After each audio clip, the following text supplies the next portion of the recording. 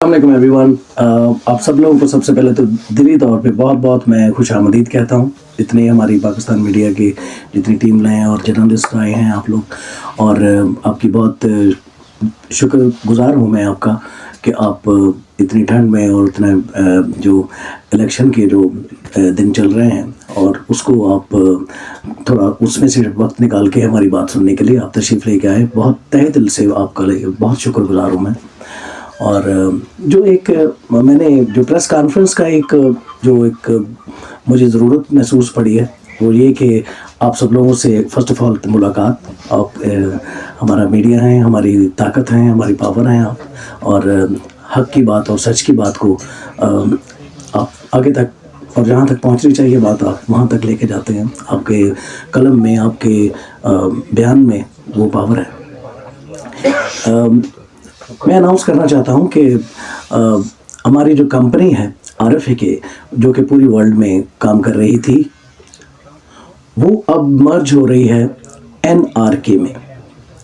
NRK एक company है जिसमें जो प्रेसिडेंट है वो मेरी वाइफ हैं खुद, और उनके भाई मोहम्मद बका खान बरकी, और जो कि न्यू जर्सी में होते हैं, और उनके नीचे उनकी पूरी टीम जो एक मैनेजमेंट की टीम है और वो काम कर रहे हैं। और पाकिस्तान में मेरा भाई अशर अनवर और मारूफ अली खान और राजा उमैर हुसैन, ये पाकिस्तान में मेरे साथ लोकली बिजनेस में ये मैनेजमेंट में हैं।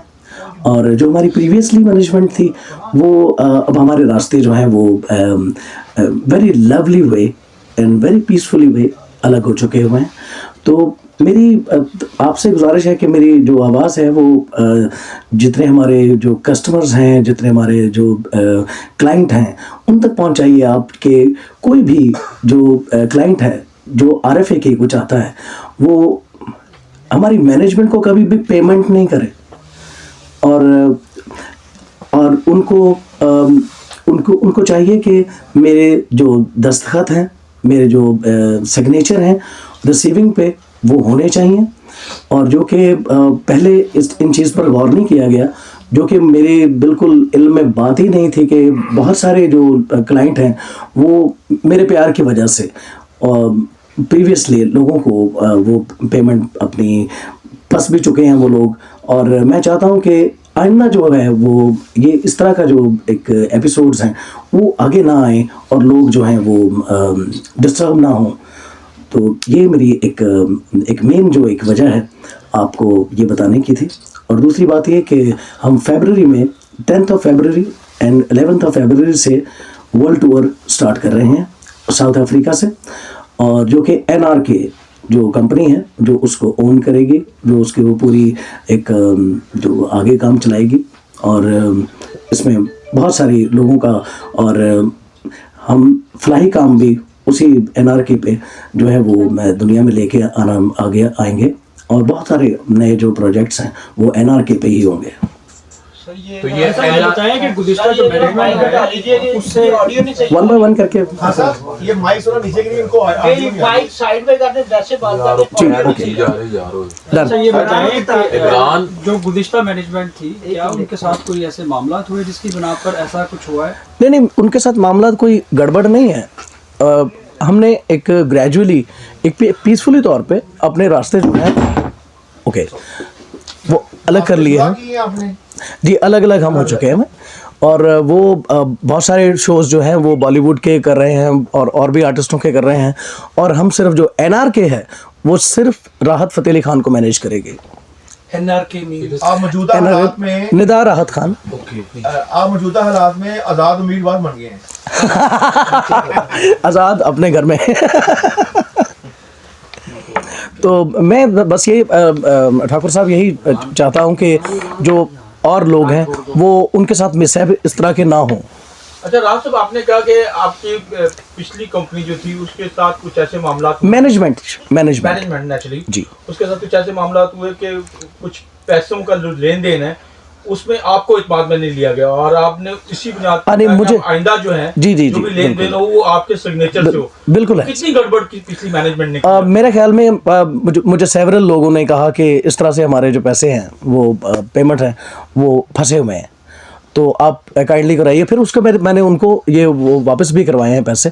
तो अभी मेरे ख्याल के मुताबिक जो है वो ज़ीरो हो चुका है। कोई ऐसा जो रुकन है मेरे सामने नहीं आया, वल्लाह आलम वो होंगे। बट जो प्रीवियसली मैनेजमेंट है वो ना कि सिर्फ मुझे ही मैनेज कर रही थी, वो उनका और भी बिजनेस थे।